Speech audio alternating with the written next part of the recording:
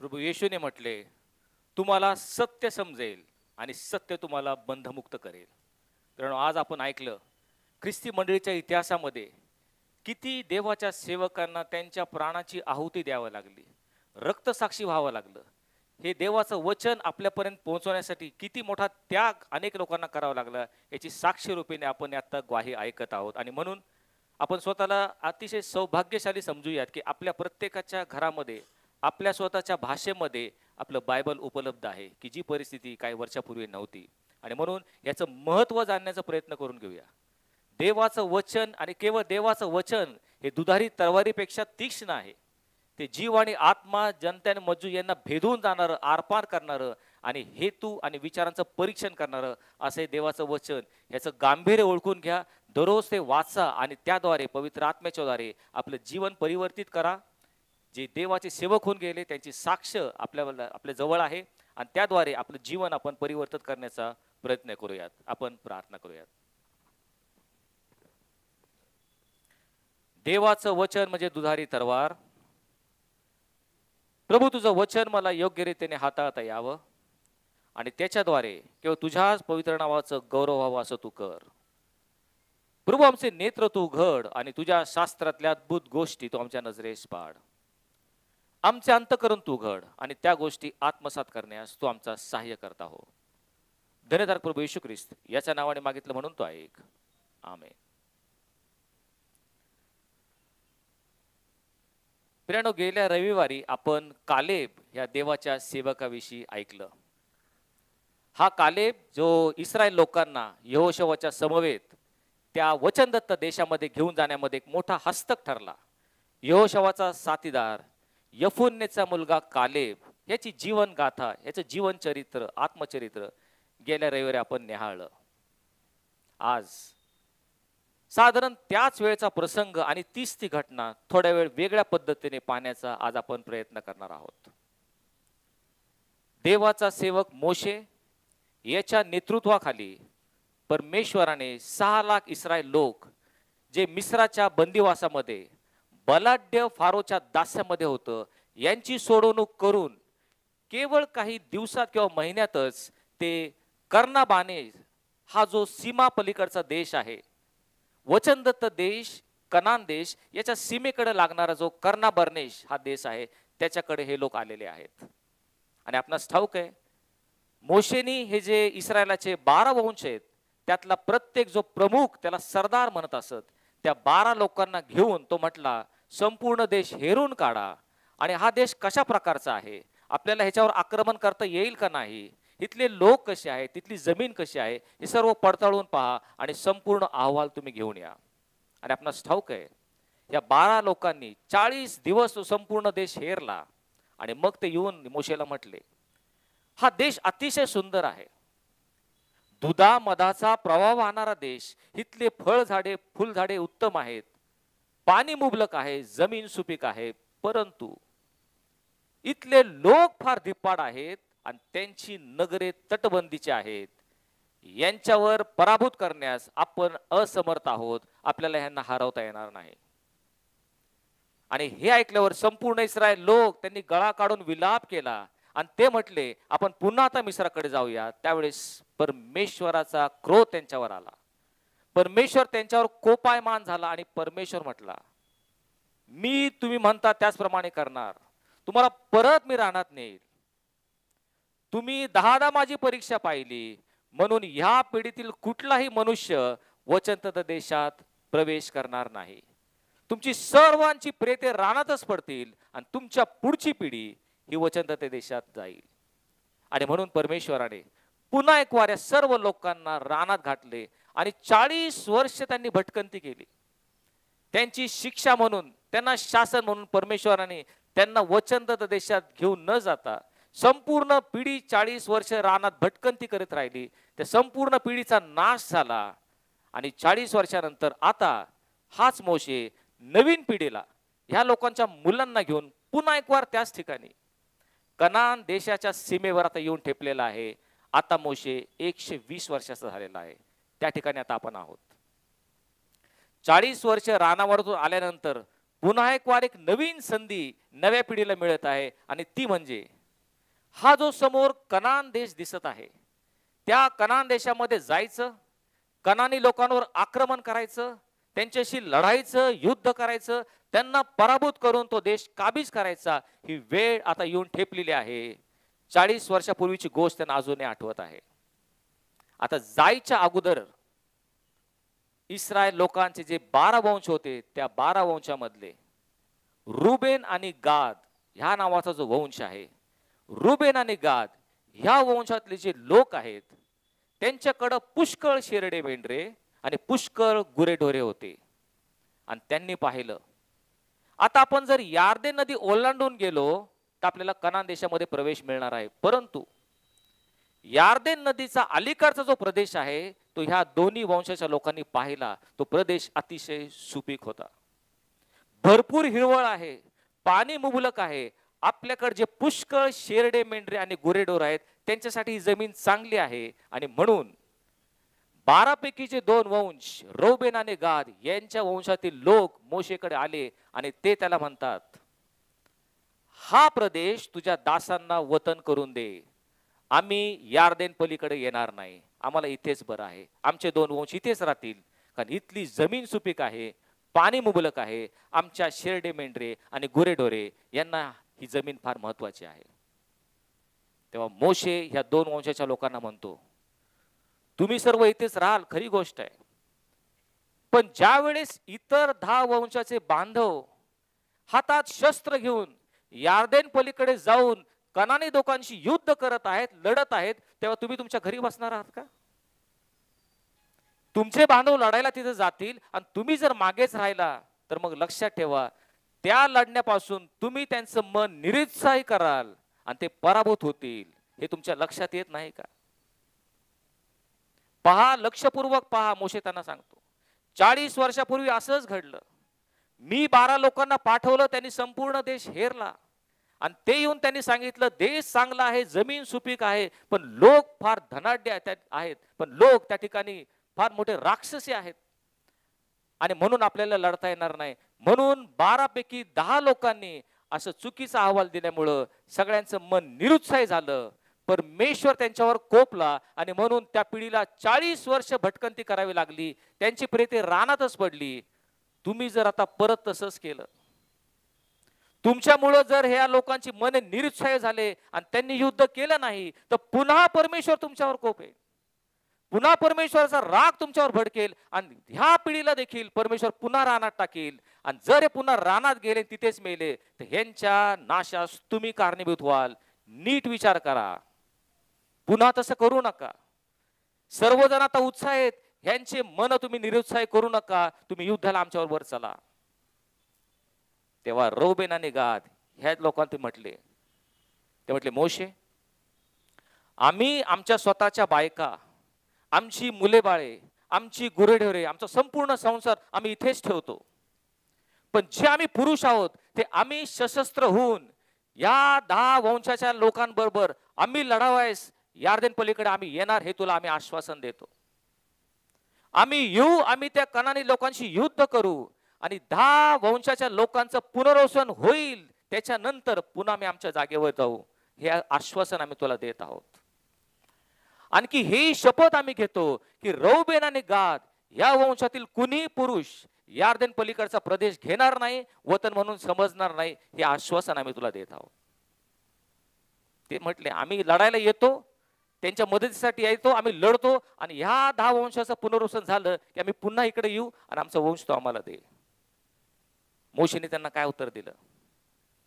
मोशे त्यांना म्हटला, रौबेन आणि गाद, तुमच्या वंशातील जे लढवई आहेत, पुरुष आहे, हे सशस्त्र होऊन जर ह्या लोकांबरोबर लढावयास आले, तर मग जे 10 वंशातील जे वंशज आहेत त्यांचं पुनर्वसन झाल्यानंतर तुम्ही पुन्हा येऊन आपल्या घरी यार्देन पलीकडे येऊन तुम्ही राहू शकता. पण जर तुम्ही असं केलं नाही तर तुम्ही परमेश्वराविरुद्ध पाप करत आहात आणि हे पक्क लक्षात ठेवा की तुमचं पाप तुम्हास भोवेल. मोशे त्यांना सांगत आहे, तुम्ही आम्हाला आश्वासन दिलं आहे, शब्द दिला आहे की ह्या 10 वंशाचं पुनरुत्थान करण्यासाठी तो आम्हाला मदत करणार आहात. तुमचे पुरुष येतील, आमच्याशी लढतील. तुम्ही आश्वासन दिल्याप्रमाणे, शब्द दिल्याप्रमाणे केलं तर ठीक. जर तुम्ही तसं न कराल तर परमेश्वराविरुद्ध तुम्ही पाप करत आहात, कारण तुम्ही तुमचा शब्द मोडणार आहात. आणि मग एक गोष्ट एक पक्क लक्षात ठेवा, तुमचं पाप तुम्हास भोवेल. इंग्लिश मध्ये सुंदर म्हटलं आहे, your sin will find you out. हे पक्क लक्षात ठेवा की तुमचं पाप तुम्हास धरून देईल. या वचनावर आज आपण थोड्या वेळ विचार करणार आहोत. मोशेने, रोबेन आणि गाद या वंशातील पुरुषांना म्हटलेलं वचन, हे पक्क लक्षात ठेवा, तुमचं पाप तुम्हास धरून देईल. ख्रिस्ती विश्वासणारे म्हणून, ख्रिस्ती मंडळी म्हणून परमेश्वर म्हणतो, जसा मी पवित्र आहे तसं तुम्ही पवित्र असा. आम्ही पवित्र जीवन जगावं, निष्पाप जीवन जगावं, ही परमेश्वराची आमच्याबद्दलची इच्छा आणि अपेक्षा आहे. परंतु प्रियानो, जरी ख्रिस्ती विश्वासणारे आहोत तरी आमच्याकडून अनेक वेळा आचाराने, विचाराने, उच्चाराने कळत न कळत पाप घडत राहतं. अनेक वेळा हे पाप आमच्या गुप्त जीवनामध्ये, खासगी जीवनामध्ये असतं. ते पाप गुप्त असतं आणि आम्हाला असं वाटतं, माझ्या शेजारच्याला तर कळणार नाही, माझ्या कुटुंबियाला कळणार नाही, ज्या ठिकाणी मी राहतो त्या कुणालाच कळणार नाही, कारण माझे गुप्त पातक आहे. पण आज देवाचं वचन आम्हाला प्राप्त होत आहे. हे पक्क लक्षात ठेवा, तुमचं पाप तुम्हास धरून देईल. किती तुमच्या गुप्त जीवनामधलं पातक असेल, तुमच्या खासगी जीवनामध्ये तुम्ही पाप केला असेल, होय गुप्त विचारांमध्ये अशुद्ध अमंगळ व्यभिचाराने पाप केला असेल, तुमच्या मनामध्ये जे कपट आहे, इतरांबद्दल राग आणि द्वेष आहे, इतरांना दिसत नाही, हे पातक तुम्ही गुप्तपणे केलं असणार. पण हे पक्क लक्षात ठेवा, तुमचं पाप तुम्हास धरून देईल. प्रियानो, आज आम्ही ख्रिस्ती विश्वासणारे असू, किती आम्ही आमच्या ढोंगी धार्मिकतेचं पांघरून घातलेलं असेल, खोट्या चांगुलपणा दाखवून त्याचा बुरखा जर आम्ही घातला असेल, तर आज परमेश्वराचं वचन आम्हाला प्राप्त आहे. हा ढोंगी धार्मिकतेचा बुरखा काढून तुमचं पाप तुम्हाला उघड करेल, तुमचं पाप तुम्हाला धरून देईल. हे पक्क लक्षात ठेवा, मोशे त्यांना सांगत आहे. प्रियानो, आज जर आम्ही पापाच्या खाईत पडलेलो आहोत, होय पापाच्या दलदलीत आम्ही अडकलेले आहोत, दिवसेंदिवस, महिनेन वर्ष तेच पाप आम्ही करत राहतो, होय त्या पापात आम्ही लोळलेलो असू, पापाचं सुख आम्ही उपभोगत असू, होय पापाचं वेतन मरण हे ठाऊक असून सुद्धा, हा धोका आम्हाला ठाऊक असून सुद्धा आम्ही हा जीव घेणा पापाचा खेळ खेळत असू, आज परमेश्वर आम्हाला म्हणत आहे, हे पक्क लक्षात ठेवा, तुमचं पाप तुम्हाला धरून देईल, तुमचं पाप तुम्हाला उघड करेल. Your sin will find you out. जेथे कुठं तुम्ही असाल, जेथे कुठं गुप्त गोष्टी तुम्ही करत असाल, अंधारातल्या गोष्टी तुम्ही करता, गुप्त जीवनामध्ये पातक करता, तुम्हाला वाटतंय कोणाला दिसत नाही, पण हे पक्क लक्षात ठेवा, तुमचं पाप तुम्हाला धरून देईल. होय, आम्ही काय करतो, आमच्या खासगी जीवनामध्ये आचाराने, विचाराने, उच्चाराने खूप पाप करतो. आणि मग समतोल साधण्यासाठी आम्ही काय करतो, मग मंडळीमध्ये सक्रिय कार्य करतो, मंडळीमध्ये सक्रिय सेवा करतो, आम्ही स्वार्थ सांगतो, संदेश सांगतो, गीताद्वारे देवाचा महिमा वरितो. आम्हाला वाटतं हे केल्यानंतर आमच्या पापांची सारवासारव होईल, आमच्या पापाकडे डोळे झाक होईल, आमचं पाप नजरेआड होईल, कारण आम्ही एवढी मोठी सेवा करत आहोत. आणि आम्हाला वाटतं आमच्या पापातून आमची सुटका होईल. पण हे पक्क लक्षात ठेवा, तुमचं पाप तुम्हाला धरून देईल. Your sin will find you out. 3 महत्वाच्या गोष्टी आज आपण थोडक्यात ऍडवाइस पाहणार आहोत. पहिली गोष्ट म्हणजे तुमचं गुप्त पातक कधीच गुप्त नसतं. पुन्हा एकदा मी सांगतो, तुमचं गुप्त पातक कधीच गुप्त नसतं. तुम्हाला असं वाटतं मी विचाराने पाप केलेला आहे, आमचे विचार हा एक असा गुप्त कप्पा परमेश्वराने आमच्या जीवनामध्ये ठेवलेला आहे की तो कुणाला कधीच कळत नाही. 40 किंवा 50 वर्ष वैवाहिक जीवनामध्ये एकत्रित असलेले पती पत्नी, 50 वर्ष आपला सहवास त्यांना लाभलेला आहे, परंतु 50 वर्षानंतर सुद्धा आपल्या नवऱ्याच्या मनामध्ये काय विचार चालू आहेत बायकोला थांग पत्ता नसतो, आणि बायकोच्या मनामध्ये काय चाललंय हे नवऱ्याला कळत नाही. अतिशय गुप्त आहे ते पाठ. हा आमचा गुप्त कप्पा आहे. त्यामध्ये आम्ही अशुद्ध, अमंगळ, व्यभिचारी विचार करू शकतो, पातक करू शकतो, पण आमच्या शेजारच्यालाही कळणार नाही. आमच्या मुलाबाळांना कळणार नाही, आमच्या शेजाऱ्यांना तर कळणार नाही. आम्हाला वाटतं आम्ही गुप्त पात केलं, कुणाला कळतंय? तुमचं पाप तुम्हाला धरून देईल. अनेक वेळा आम्ही काय करतो, उच्चाराने एखादा व्यक्ती समोर असेल की त्याच्या समोर बोलायला आम्हाला संकोच वाटतो, परंतु ती व्यक्ती गेल्यावर त्याच्या पाठीमागं त्याला किंवा तिला दूषण द्यायचे, तिची निंदा आणि नालस्ती करायची, तिच्यावर खोटे आरोप करायचे, त्याला तुच्छतेने बोलायचं, त्याचा अपमान करायचा. आम्हाला वाटतं त्याच्या मागं आम्ही बोललेलो आहे. कोण बघणार आहे? तिथं निघून गेली व्यक्ती, ती दूर कुठेतरी आहे. तुमचं पाप तुम्हाला धरून देईल. पाठीमागं केलेले पाप निश्चित उघडकीस होईल. होय प्रियानो, आम्हाला अनेक वेळा वाटतं आम्ही जे बोललेलो आहे ते त्याला कळणार नाही, पण तुमचं पाप तुम्हाला धरून देणार हे लक्षात ठेवलं पाहिजे. अनेक वेळा आमच्या गुप्त जीवनामध्ये, आमच्या वैयक्तिक जीवनामध्ये, व्यवहारामध्ये, आमच्या नोकरीमध्ये आम्ही काय करतो, भ्रष्टाचार आहेत, लाचलुचपत आहे. त्या ठिकाणी वेगवेगळ्या गोष्टी आम्ही अंधारात करत असतो. एखादा इन्कम टॅक्स वाचवा म्हणून आम्ही डमी अकाउंट्स तयार करतो, त्या ठिकाणी आम्ही डमी रजिस्टर्स भरतो. आम्हाला वाटतं कोण बघणार आहे? तुमचं पाप तुम्हाला धरून देईल. का तुमचं पाप धरून देईल? कारण गुप्त पातक कधीच गुप्त नसतं. स्तोत्र करतात 33व्या स्तोत्रामध्ये आणि 13व्या वचनात तो म्हणतो, परमेश्वर आकाशातून पाहतो, सर्व मानव जातींना तो निरखून पाहतो, आपल्या निवासस्थानातून पृथ्वीवर राहणाऱ्या सर्व रहिवाशांना तो न्याहाळून पाहतो. तो सर्वांची हृदय घडवणारा आणि सर्व कामे जाणणारा असा आमचा परमेश्वर आहे. गुप्त पातक कधीच गुप्त नसतं, कारण आकाशातून परमेश्वर ते पाहत आहे. तुमचं पाप तुम्हाला धरून देईल. आमचा देव स्वर्गात राहतो, स्वर्गातून तो संपूर्ण पाहतो. होय, पवित्र शास्त्र आम्हाला सांगतं, देवाचे डोळे सर्व पृथ्वीचं निरीक्षण करतात. तुम्हाला वाटतं मला कोणी पाहत नाही, माझे अधिकारी, माझे सहकारी, माझे कुटुंबीय कोणीच पाहत नाही, मी तर एकटाच आहे. देव आकाशात राहतो, वरून तो सर्वांना निरखून पाहतो. तुमचं गुप्त पातक त्याला पूर्णपणे दिसत असत. याकोबाला 12 मुलं होते, त्यातला सर्वात धाकटा योसेफ त्याच्या बापाचा सर्वात आवडता. त्याला स्वप्न पडायची आणि म्हणून इतर भाऊ त्याचा द्वेष करत होते. या स्वतःच्या रक्ताच्या भावाने ह्या योसेफाला, धाकट्या भावाला विकलं आणि तो मेला आहे म्हणून खोटी बातमी आपल्या बापाला सांगितली. बापावर शोक कळा पसरली. ह्या योसेफाला मिद्यानी लोकांनी घेऊन मिस्रामध्ये पोटिफर नावाचा अधिकारी त्याच्या घरामध्ये त्याला टाकलं. योसेफ परदेशामध्ये, परप्रांतात एक गुलाम म्हणून राहावं लागला. पहा, देशापासून दूर, बापापासून तुटला, भावाने त्याला सोडलं, एका परप्रांतामध्ये पोटिफरच्या घरामध्ये तो आहे. परंतु परमेश्वर त्याच्याबरोबर होता. परमेश्वराने त्याच्या हाताला बरकत दिली असं म्हटलंय, आणि म्हणून त्या पोटिफर ज्याच्या घरामध्ये तो काम करत होता त्याची भरभराट होऊ लागली.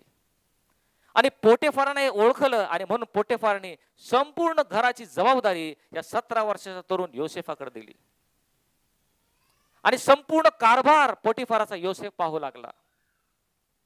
परंतु योसेफ हा अतिशय सर्वांग सुंदर आणि देखणा होता, सुदृढ बांध्याचा होता, आणि म्हणून पोटिफराच्या बायकोची वाईट नजर या योसेफाकडे पडली. आणि ती रोज येऊन या योसेफाने आपल्यावर झोपावं यासाठी ती आग्रह करू लागली, त्याला गळ घालू लागली. तेव्हा योसेफ हा तिला काय म्हणतो? तो म्हणतो, पहा, माझा धनी याने संपूर्ण घराचा कारभार माझ्यावर सोपवला आहे, आणि तू त्याची पत्नी आहेस म्हणून तुझ्या खेरीस त्याने माझ्यापासून काही दूर ठेवलं नाही. एवढं असताना एवढी मोठी वाईट गोष्ट करून मी देवाविरुद्ध पाप करू काय?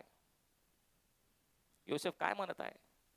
होय, तू माझ्याकडे येतेस, घरामध्ये आजूबाजूला कोणी नाही, तुझा नवरा नाही, नोकर चाकर नाहीत, आणि तुला सहज वाटतं की आपण हे पाप करून सुटून जावं, आपल्याला कोणी पाहणार नाही. परंतु योसेफाला एक गोष्ट माहित होती, माझा जिवंत परमेश्वर आकाशात राहतो, वरून तो सर्वांना निरखून पाहतो. माझं हे गुप्त पातक गुप्त राहणार नाही, कारण तो मला निरखून न्याहाळून पाहतय. योसेफाला याची पक्की खबर होती. आणि म्हणून Potiphar's wife looked around, Joseph looked above. पोटिफरच्या बायकोने काय केलं? आजूबाजूला पाहिलं. आपला नवरा तर नाही ना, आपले नोकर चाकर तर नाही ना. आपण लोकांना मनुष्यांना फसवू शकू हे तिला पूर्ण माहित होतं आणि म्हणून तो आजूबाजूला तिने पाहिलं, कोणी नाही ना, आणि म्हणून ती पातक करायला तयार झाली. पण योसेफाने आजूबाजूला नाही, योसेफाने वर पाहिलं. कारण त्याला पूर्ण माहित होतं आजूबाजूला कोणी नसू देत, कोणी जरी मनुष्य नसला, पण वरून माझा देव पाहत आहे. माझं गुप्त पाहत गुप्त राहणार नाही, कारण तो अंतर्याम पारखणारा देव आहे. तो सर्वांना पृथ्वीवर सर्वांना न्याहाळून पाहतो, याची पूर्ण खात्री योसेफाला होती.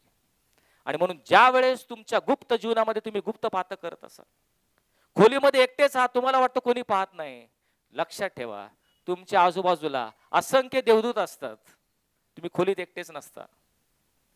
बाजूला सैतान असतो, तुमच्याकडे बघून हसत असतो, उपहास करत असतो, आणि वरून देव तुम्हाला पाहत असतो. तुमचं पाप तुम्हाला धरून देईल, लक्षात ठेवा. तुमचं पाप तुम्हाला धरून देईल. हेच इस्रायल लोक एकदा चाललेलं असताना यहोशवाच्या नेतृत्वामध्ये त्यांनी यरीहोकडे आले आणि यरीहोचं संपूर्ण शहर त्यांनी जिंकलं. आपल्या सर्वांना ठाऊक आहे, यरीहोला प्रदक्षिणा घातल्या आणि मोठं यरीहो शहराचे तट कोसळून पडले आणि यरीहो शहर त्यांनी जिंकलं. यरीहो शहर जिंकल्यानंतर पुढचं शहर ते आय नावाचं शहर होतं. आणि मग काही हेर गेले आणि त्यांनी हेरून आले. ते म्हटले यरीहोपेक्षा आय शहर अतिशय छोटं आहे, लोक फार तटपुंजी आहेत, आपण सहज ते शहर जिंकू, आणि म्हणून सर्वांना नाही फक्त 3000 सैनिक पाठवा, ते जिंकून येतील. आणि म्हणून 3000 सैनिक गेले. पण हे जे आय शहरातले सैनिक होते, लढवय होते, ते त्यांना भारी पडले. इस्रायलच्या 36 सैनिकांची कत्तल झाली आणि सर्व पळता भोतून परत घरी आले. तेव्हा यहोशू व सर्व इस्रायल यांना आश्चर्यचकित झाले. ते असं कसं झालं? जो परमेश्वर आमच्या बरोबर आहे, जो आम्हाला सर्व लढाईमध्ये मदत करतो, आज परमेश्वर आमच्या बरोबर का नाही? तेव्हा सर्व इस्रायल लोक यांनी शोक केला आणि यहोशू याने आपले कपडे फाडले, डोक्यात राख टाकले आणि तो शोक करू लागला. तेव्हा परमेश्वर यहोशूला म्हटलास, यहोशू तू पालथा का पाडलास? उठ, इस्रायलामध्ये पाप घडलेला आहे आणि म्हणून तुमचा पराभव झालेला आहे. परमेश्वर त्यांना सांगत आहे, कुणीतरी गुप्त पातक केलेला आहे आणि म्हणून तुम्ही पराभूत झालेला आहे, त्याला एक कारण आहे. आणि मग यहोशू म्हटला, हे गुप्त पातक कसं उघडकीस आणायचं? तुम्ही कल्पना करा प्रियानो, 6 लाख लोक आहेत. त्या 6 लाख लोकांमधून एका मनुष्यानं पाप केलेलं आहे. परमेश्वर म्हणतो त्याच्यामुळे तुमचा पराभव झालेला आहे. हे पातक उघडकीस कसं आणायचं? तुम्ही कल्पना करा, आपण साधारण 100 लोक आहोत.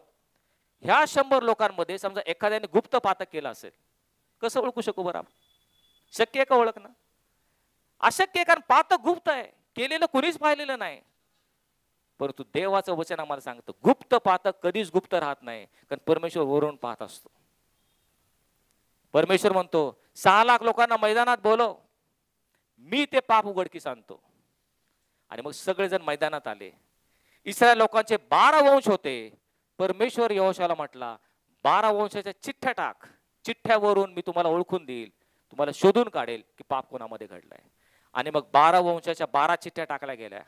त्यामध्ये यहुदा नावाची चिठ्ठी आली आणि म्हणून यहुदा वंशाला बाजूला करण्यात आले. यहुदा वंशामध्ये कोणीतरी पाप केलं होतं. पहा, परमेश्वर गुप्त पातक कसं उघडकीस आणत आहे. आता यहुदा वंशामध्ये पाप केल्यावर मोठा वंश आहे, त्या वंशामध्ये अनेक कुळ आहेत. परमेश्वर यहोशूला म्हटला, प्रत्येक कुळाची चिठ्ठी कर आणि चिठ्ठ्या टाक. तेव्हा एक चिठ्ठी उचलली, जेरह नावाचा मनुष्य होता, त्याची कुळाची चिठ्ठी आली, त्याला बाजूला करण्यात आलं. पहा, वंशातून एक कुळ बाजूला केलं. ह्या कुळामध्ये अनेक घराणे होते. परमेश्वर म्हटला, प्रत्येक घराण्याची चिठ्ठी टाक. तेव्हा जब्दी नावाचं जे घराणं आहे त्याची चिठ्ठी उचलली गेली आणि जब्दीचं घराणं बाहेर काढलं गेलं. ह्या जब्दीच्या घरामध्ये कुणीतरी पाप केलं होतं.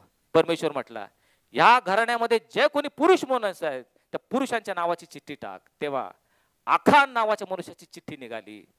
परमेश्वर म्हटला, ह्यानेच पातक केला आहे. 6 लाख लोकांतून एक पुरुष परमेश्वराने शोधून काढला. यहोशू त्याला म्हणतो, परमेश्वराच्या दृष्टिकोनातून तू पाप केला आहेस, काय पाप केलंस ते कबूल कर. तेव्हा आखान म्हटला, होय, मी परमेश्वराविरुद्ध पाप केला आहे. आपण यरीहो शहर जिंकलं, त्यानंतर त्यांच्या ज्या सर्व वस्तू होत्या त्या समर्पित वस्तू असायच्या, त्या परमेश्वराला वाहून दिलेल्या असायच्या, त्यातल्या कुठली वस्तू कुणी घ्यायची नाही असा कडक नियम होता. आखान म्हणतो त्या समर्पित वस्तूपैकी एक सुंदर शिनारी झगा, एक पोशाख, 200 शकेल रुपये आणि 50 शकेल वजनाची एक सोन्याची वीट ही मी पाहिली. याचा मला लोभ झाला, ती मी घेतली आणि माझ्या डेऱ्यामध्ये मी लपवली आहे. ताबडतोब सरळ गेले आणि त्या डेऱ्यामध्ये जमीन उखरून काढली तर शिनारी झगा, 200 शकेल चांदी आणि 50 शकेल वजनाची सोन्याची वीट त्यांना दिसली. ती आणण्यात आली. हा आखान त्याचे सर्व शेरडे मेंढरे, त्याचे गुरेढोरे, त्याचे बायका मुलं, त्याचे सर्व वस्तू या सर्व घेऊन इस्रायल लोक आखोर नावाच्या खोऱ्यात गेले. या आखानाला दगडमार करून ठार मारण्यात आलं. संपूर्ण वस्तू जाळण्यात आल्या. त्यावेळेस परमेश्वराचा कोप शमला आणि ते पाप दूर झालं. तुमचं पातक कधीच गुप्त राहत नाही. परमेश्वर म्हणतो तुमचं पाप तुम्हाला धरून देईल. आखान अनोळखी गुप्त पातक केलंय, कुणी पाहिलं नाही, पण परमेश्वर म्हणतो तुमचं पातक तुम्हाला धरून देईल. होय, गुप्त पातक कधीच गुप्त राहत नाही, आम्ही लक्षात ठेवलं पाहिजे. अनेक वेळा आमच्या जीवनामध्ये गुप्त पातक असतं आणि आम्ही मात्र सेवा फार भरपूर करतो. देवाची सेवा करायची, मंडळीमध्ये सक्रिय सहभाग घ्यायचं, शिबिरं घ्यायचे, आध्यात्मिक शिबिरं घ्यायचे, स्वार्थेला जायचं, संजीवनाचा सभा घ्यायचा. आम्हाला वाटतं आमचे सर्व पाप झाकून गेलेले आहेत. अशाच लोकांबद्दल शेवटच्या न्यायाच्या दिवसामध्ये परमेश्वरी प्रभू येशू ख्रिस्त आमचे डोळे उघडत आहेत. तो म्हणतो शेवटच्या दिवशी तुमच्यापैकी पुष्कळ जण माझ्याकडे येतील आणि काय म्हणतील, प्रभूजी प्रभूजी, तुझ्या नावाने आम्ही संदेश दिले, तुझ्या नावाने आम्ही भूते काढली, तुझ्या नावाने आम्ही मदकृत्य केली नाहीत काय? तर मी त्यांना स्पष्ट सांगेल, मला तुमची ओळख कधीच नव्हती. अहो अनाचार म्हणजे गुप्त पातक करणाऱ्यांनो, मजपासून निघून जा. होय, मोठमोठ्या गोष्टी केल्या खरा, संदेश दिले, भूते काढले, मदकृत्य केली, पण जीवनामध्ये गुप्त पातक असल्यामुळे त्या न्यायाच्या भयानक दिवशी सर्व उघडकीस होईल. आणि प्रभू येशू ख्रिस्त म्हणेल, मला तुमची ओळख कधीच नव्हती, मजपासून निघून जा. कारण तुमच्या गुप्त जीवनामध्ये पातक होतं. गुप्त पातक कधीच गुप्त राहणार नाही. एक दिवस ते तुम्हाला शोधून काढणार आणि तुम्हाला उघड करणार. आम्ही कधी कधी देवाला फार कमी लेखतो, फार गृहीत धरतो. आमचा देव कसा आहे माहितीये का? या भूतलावर 8 अब्ज लोक राहतात, परंतु आमच्या प्रत्येकाकडे देव कसा पाहतो हे स्तोत्रकर्ता 139व्या स्तोत्रामध्ये स्पष्टपणे आम्हाला सांगतो. तुम्ही स्वतःला त्याच ठिकाणी ठेवून पहा. तुम्ही ते स्तोत्र माझ्यासाठी असं म्हणून या स्तोत्राकडे तुम्ही थोडं वाचा. त्यामध्ये काय म्हटलं माहितीये का? हे परमेश्वरा, तू मला पारखले आहेस, तू मला ओळखतोस, माझे बसणे व उठणे हे तू जाणतोस, तू दुरून माझे मनोगत समजतोस, माझे चालणे व माझे निजणे हे तू बारकाईने पाहतोस, माझ्या एकंदर वर्तन क्रमाची माहिती तुला आहे. तुला मुळीच ठाऊक नाही असा एकही शब्द माझ्या मुखातून निघत नाही. तू मागून पुढून मला वेढला आहेस, तू आपला हात मजवर ठेवला आहेस. हे सर्व अगम्य आहे, ज्ञान माझ्या कल्पने पलीकडचं आहे. हे परमेश्वरा, तुझ्या आत्म्यापासून मी कुठे जाऊ? तुझ्या समक्तेपासून मी कुठे पळून जाऊ? वर आकाशात गेलो तर तिथे तू आहेस, अधोलोकी मी आपले अंतरण केले तरी तेथे तू आहेस. प्रभात पंख धारण करून समुद्राच्या सातापलीकडे गेलो तरी तेथे तुझा हात मला नेईल, तुझा उजवा हात मला धरून नेईल.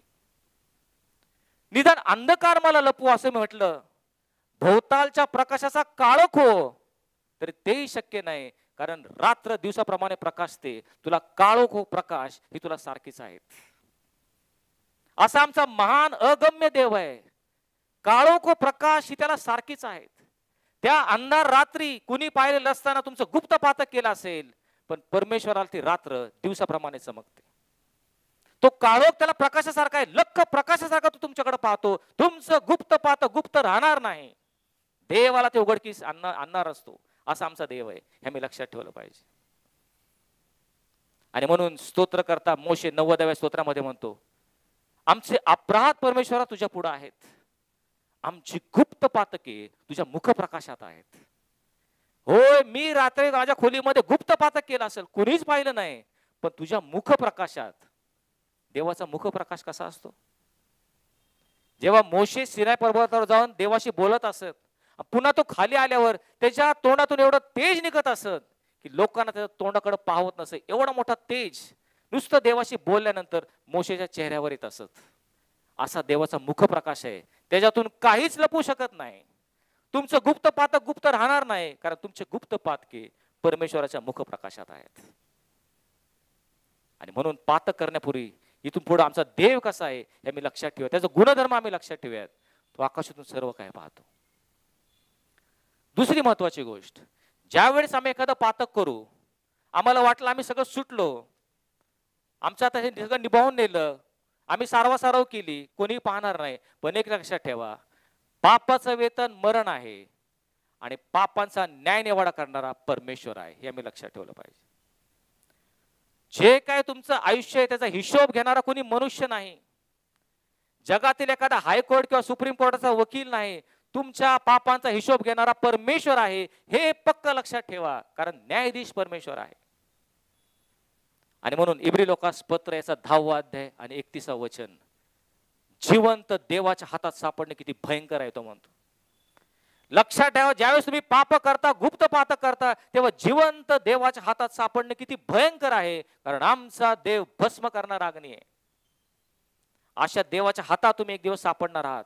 न्याय होणार, प्रत्येकाचा न्याय होणार, कारण प्रत्येकाला एकदा मरणानंतर न्याय ठरलेला आहे असं पवित्र शास्त्र आम्हाला सांगतं. आणि म्हणून ज्या ज्यावेळेस तुम्ही पातक कराल ह्याचा परिणाम लक्षात घ्या.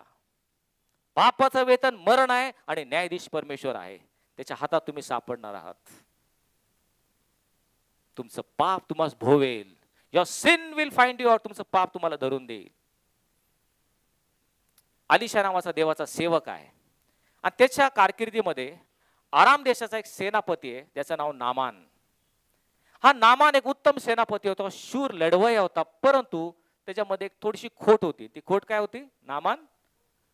नामान कोडी होता आणि तो अतिशय दुःखी असायचा, कारण त्याला कोड होतं. तेव्हा इस्रायल लोकांना बंदिवासात घेतलेला असताना त्याच्या घरामध्ये एक छोटीशी मुलगी आहे आणि ती म्हटली, माझ्या धन्याने इस्रायलाचा एक संदेश आहे, त्याला जर दाखवलं तर तो संदेश याला कोडापासून पूर्ण बरा करेल. नामाला थोडी आशा वाटली आणि म्हणून तो राजाकडे गेला. राजाकडून एक फरमान त्याने लिहून घेतलं की या नामानाला बरं करावं आणि त्याच्याबरोबर मोठा नजराना, मोठा पैसा त्याने घेतला. 6000 सोन्याची नाणी. बघा, तुम्ही कल्पना करा, बघा आजकाल सोन्याचे काय भाव आहेत.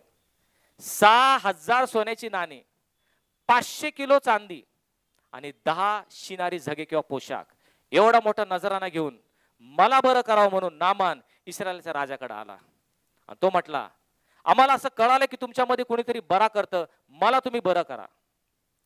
तेव्हा इस्रायलाच्या राजाने आपले कपडे फाडले.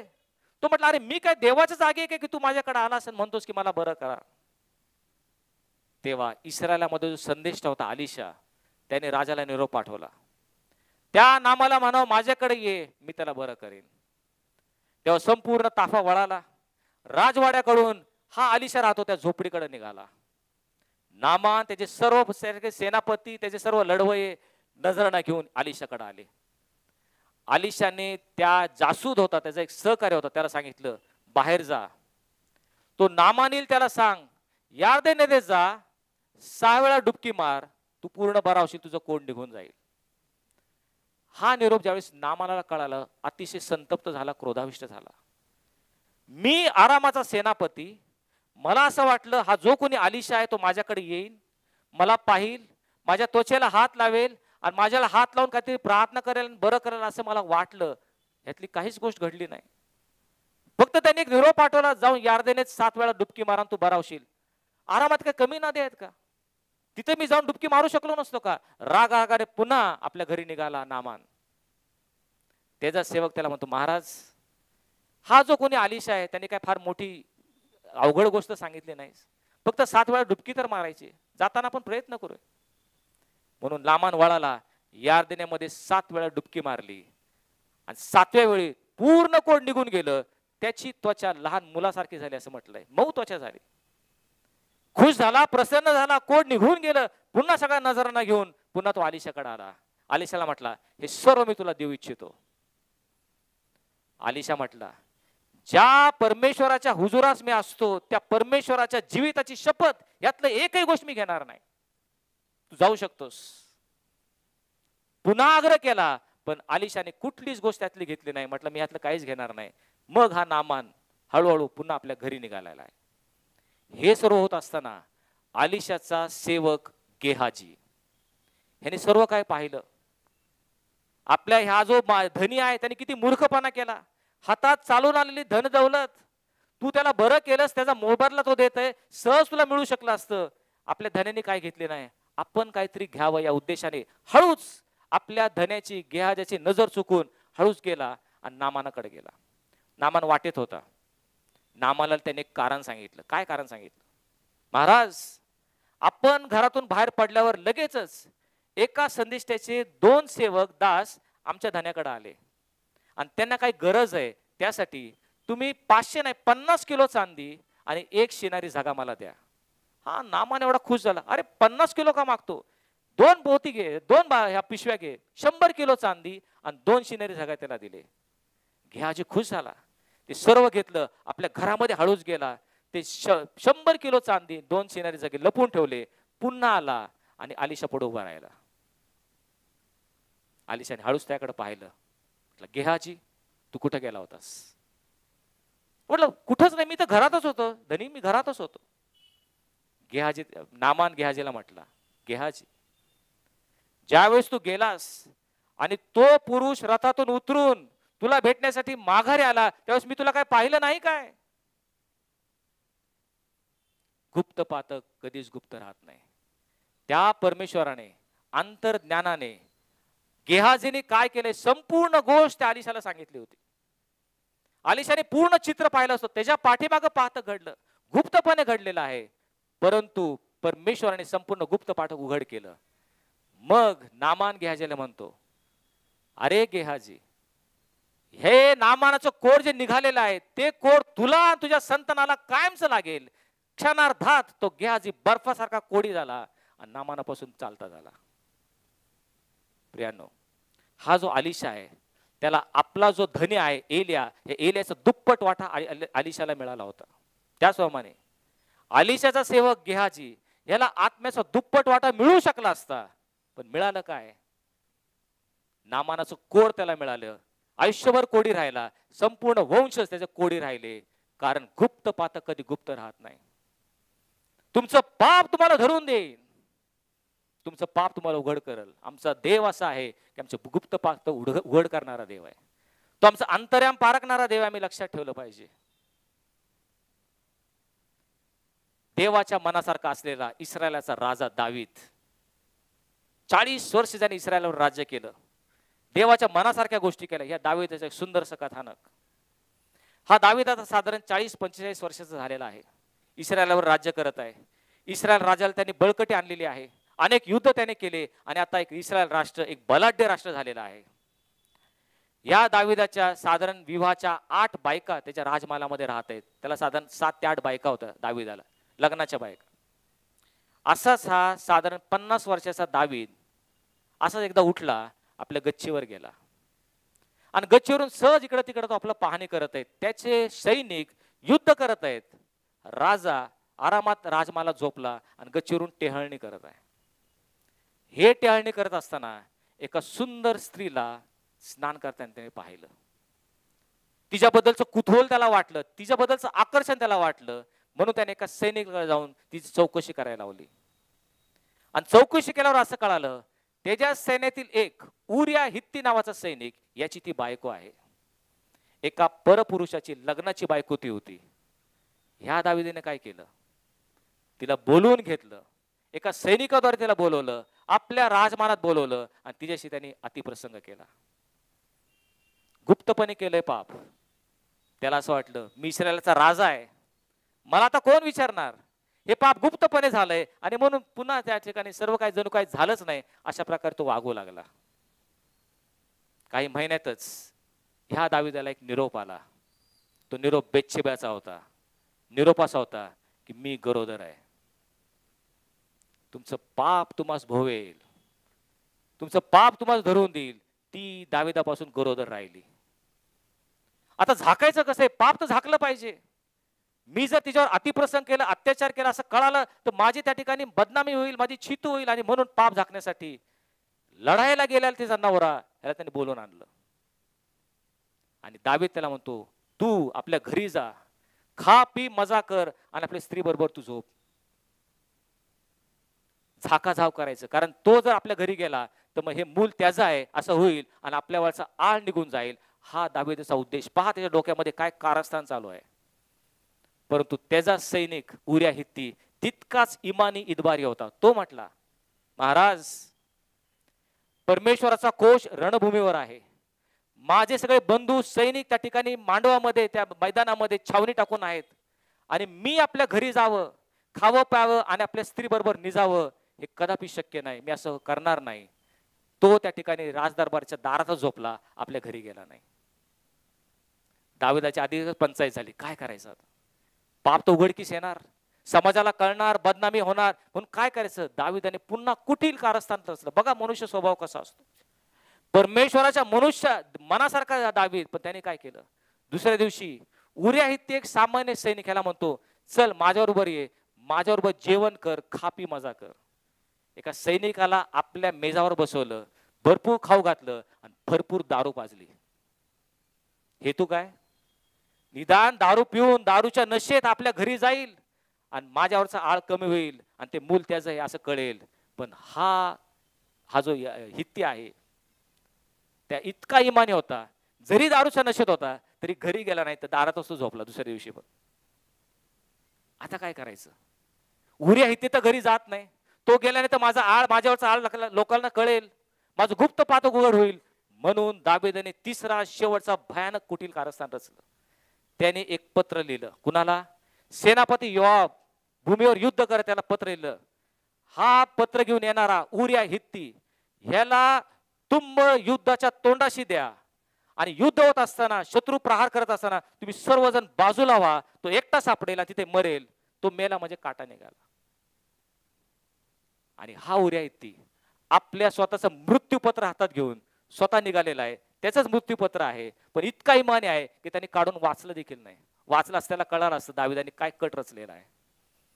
तिथे गेला, योआबाने पत्र वाचलं आणि दाविदाने सांगितल्याप्रमाणे उरिया हित्ती याला तुंबळ युद्धाच्या तोंडाशी दिलं. सर्व सैनिक बाजूला झाले आणि युद्ध करता करता उरिया हित्ती मरण पावला. उरिया हित्ती मरण पावल्यावर इकडे बेतशेबाला कळालं, तिला खूप वाईट वाटलं, तिने त्यासाठी शोक केला. शोकाचे दिवस संपल्यावर दाविदाने तिला बोलून घेतलं आणि ती त्याची पत्नी झाली. आता पहा, ती पत्नी झाली, दुसऱ्याची बायको, नवऱ्याला मारलं. आणि ह्या दाविदाने काय केलं होतं ह्या बेतशेबाशी? त्यानं तो कुठलाही व्यभिचार नव्हता.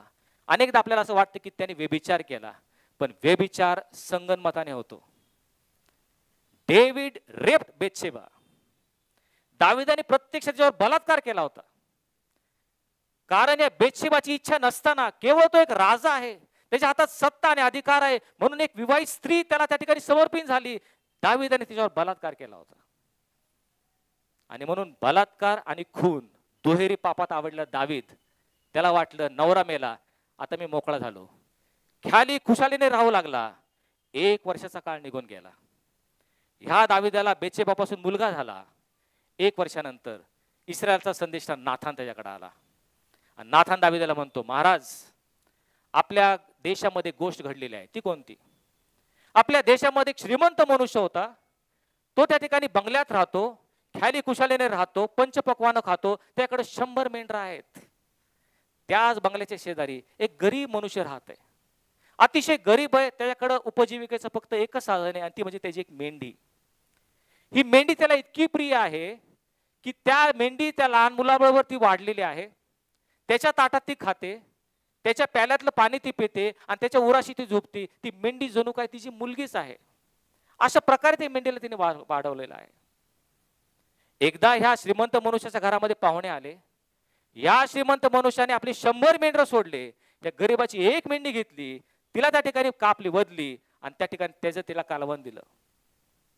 दाविदाचा भडकला, कोपला, माझ्या राज्यामध्ये असं कोण करत आहे? परमेश्वराच्या जीविताची शपथ ज्याने केला असेल त्याला प्राणघातक शिक्षा मिळेल, त्याला त्या ठिकाणी वधण्यात येईल. नाथान काय म्हटला? तो म्हटला, हे दावीद राजा, तो मनुष्य तूच आहेस, हे तूच केलेला आहेस. परमेश्वर म्हणतो, मी तुला उठवलं, तुला मी अभिषेक केला, शौलापासून तुला जीव वाचवला, तुला इस्रायल आणि यहूदा ही 2 राष्ट्र तुला दिली, आणखी तुला पाहिजे असतं तर आणखी हवं ते तुला दिलं असतं, पण तू उरिया हित्तीच्या सैनिकाची पत्नी तू घेतलीस, तिच्यावर तू जबरदस्ती केलीस, त्याला तू खून केलास. बलात्कार आणि खून या दोही मार्ग तू आढळला, तूच मनुष्य आहेस. त्यावेळेस मात्र दावीदाला मोठा पश्चाताप झाला. आणि स्तोत्र 51 जे आहे ते पश्चातापाचं स्तोत्र त्यांनी लिहिलं. पण सांगायचं तात्पर्य असं, तुमचं पाप तुम्हाला धरून देईल. दावीदाने कितीही प्रयत्न केलं, पाप गुप्त राहणार नाही, तुमचं पाप तुम्हाला धरून देईल. गुप्त पाप कधीच गुप्त राहत नाही. आणि शेवटी सगळ्यात महत्वाची गोष्ट, जे गुप्त पातक तुम्ही करणार एक दिवस उघडकीस येणार आहे, हे पक्क लक्षात ठेवा. एक दिवस ते पातक उघडकीस येणार आहे, हे पक्क ध्यानात ठेवा. पहिली मंडळी आहे, सर्वजण एकत्र आहेत, सर्वांचं सामायिक आहे. प्रत्येक जण काय करतं, आपापली जमीन जुमला विकून जे गरीब आहेत त्यांना आपापले पैसे देत आहेत. अशा प्रकारची मंडळी आहे. त्याच मंडळीमध्ये हनन्या सफीरा नावाचा एक जोडपा आहे. आणि त्यांनी देखील ठरवलं, परमेश्वराच्या गौरवासाठी आपल्याकडे जी काही जमीन आहे ती विकायची आणि गोरगरिबांना आपल्या मंडळीतील मदत करायची, म्हणून त्यांनी आपली जमीन विकली. परंतु जी काय रक्कम आली होती ती संपूर्ण पेत्राकडे देण्याच्या ऐवजी घरी गेले, त्यातली निम्मी काढून ठेवली. उरलेली आहे तो हनन्या जो नवरा आहे तो आला, पेत्राच्या पायाजवळ ठेवली. अशीच उपासना चालू आहे, पेत्रा असा बसलेला आहे, हनन्या येऊन रक्कम पाय, आमच्याकडून हे दान, आम्ही जमीन विकल्याने दान दिलेलं. काही तो बोललेला नाही. ते ठेवून तो निघून चाललेला असताना पेत्राने त्याला अडवलं. म्हटलं, हनन्या, ही जमीन तुम्ही एवढ्यालाच विकली का? तो म्हटला, हो, एवढ्यालाच विकली. पेत्र त्याला म्हटला, प्रभूच्या आत्म्याशी लबाडी करून विकलेल्या जमिनीतील काही रक्कम तुम्ही ठेवून घ्यावी म्हणून सैताने तुमचं मन का वळवलं? गुप्त पातक होतो, कुणालाच माहित नाही, मंडळीतील कुणाला माहित नाही, जमीन विकली का नाही हे माहित नाही. दोघा नवरा बायकोने आपल्या घरामध्ये गुप्तपणे विचार केला, अर्धी ठेवून अर्धी देऊन टाकू. परमेश्वराच्या आत्म्याने उघड केलं, कारण गुप्त पातक गुप्त राहणार नाही. तुम्हाला वाटतं आम्ही गुप्त पातक केलं, एक दिवस उघडकीस येईल. संपूर्ण मंडळी समोर, संपूर्ण समाजासमोर, संपूर्ण जगासमोर न्यायाच्या दिवशी तुमचं गुप्त पातक उघड होणार आहे, लक्षात ठेवा. असं म्हटल्यावर पेत्र म्हणतो, तू मनुष्याशी नाही, तू देवाशी लबाडी केलेली आहेस. असं म्हणताच हनन्या कोसळला आणि गतप्राण झाला. क्षणार्धात हार्ट अटॅक, मरण पावला. तरुण लोक उभे होते, घेऊन त्याचं प्रेत उचललं आणि जाऊन पुरलं. 3 तासानंतर त्याची पत्नी तिथे आली, तिला काहीच माहित नाही काय झालेलं आहे. सफीरा तिथे आली. पेत्र तिला म्हणतो, सफीरा इकडे ये, ही जमीन तुम्ही एवढ्याच किमतीला विकली का? ती म्हटली, हो, तेवढ्यालाच विकली. प्रभूच्या आत्म्याशी लबाडी करण्याचं तुम्ही संगनमत का केलं? पहा, ज्या तरुणाने तुझ्या नवऱ्याला पुरला आहे त्यांचे पाय दाराशीच आहेत, ते तुलाही जाऊन पुरतील. असं म्हटल्यावर ती देखील कोसळली, ती देखील मरण पावली. तिलाही हनन्याजवळ पुरण्यात आलं. गुप्त पातक गुप्त राहणार नाही. पवित्र आत्मा ते उघडकीस आणणार, 100% आणणार. आणि म्हणून लक्षात ठेवा, आमचं गुप्त पातक गुप्त नसतं, कारण परमेश्वर ते पाहत असतो. आमचं गुप्त पातक केलं तर न्यायाधीश परमेश्वर आहे, हे पक्क लक्षात ठेवा. आणि हे लक्षात ठेवा की तुमचं गुप्त पातक एक दिवस उघडकीस येईल. आणि म्हणून मोशे म्हणतो त्याप्रमाणे हे पक्क ध्यानात ठेवा, तुमचं गुप्त पातक उघडकीस येणार आहे. तुमचं पाप तुम्हाला धरून देईल. Your sin will find you out. म्हणून गुप्त पातक करण्यापूर्वी विचार करूयात, जीवनाचं परिवर्तन करूयात आणि परमेश्वराच्या इच्छेप्रमाणे जीवन जगण्याचा प्रयत्न करूयात. आत्ममंडळाच काय म्हणतो हे ज्याला कान आहे तो ऐको.